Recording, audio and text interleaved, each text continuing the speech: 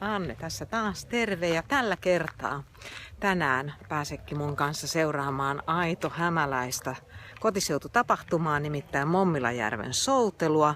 Ja täällähän on jo aika lailla säbinät käynnissä, autoja virtaa ympäri Suomea, voisi ainakin Etelä-Suomea, ja kohta täällähän on siis kirkkovenesoudusta, juoksusta ja pienvenesoudusta kysymys tällä alueella. Ja kuten sanoin, niin täällähän on markkinakunta käynnissä, minkä kanssa näkee. Täällä myydään yhtä ja toista, ja selostuskin kuuluu tuolta taustalta.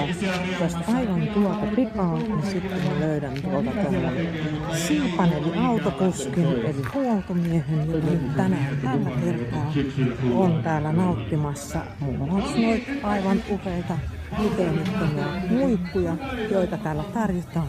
Ja mitä ihmettä, sehän on ostanut mulle mansikoita kanssa kyllä. Kohta kelpaa soutaa.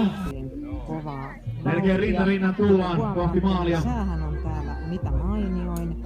Aurinko paistaa ja tuulta ei juuri nimeksikään. Tilannehan on ihan toinen. Eli johdossa on tällä hetkellä vielä OP Etelä-Häme. Kun vastatuuleen valkoisissa paidoissa ja ja sieltä tulee kaksi sininen ja valkoinen, ja kumpi noista nyt voittaakaan sitten tämän kisan. Myllykylän veto siniturkoosissa.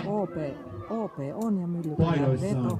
Ja kumpi voittaa? Aika nyt menee maaliviiva katsotaan on kuka sieltä voittaa. Loppuun saakka täysiä vielä maaliviivaa ei ole ylitetty. Tässä nyt sitten aivan rinnan tullaan tätä soutavat, että maalia. 4. tilasta oli nyt kova kisa käynnissä. Ihan näyttäisi siltä, että nyt oli loppukirja OP Etelä-Hämeellä. Eli valkoinen joukkue sitten voitti. Sitten tuntuu näin. Hienosti kuitenkin maalis olivat juurikin nyt.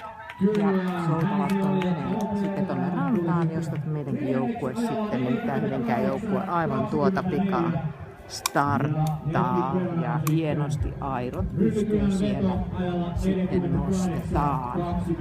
Näin. Video päällä sitten tästä meidän maihin saapumisesta. Vähäks tässä tuli kuuma kuitenkin. Kiitos hyvästä vastuksesta. Kiitoksia. Se oli hyvä kiritys. Kiitos. Tulee soudattua.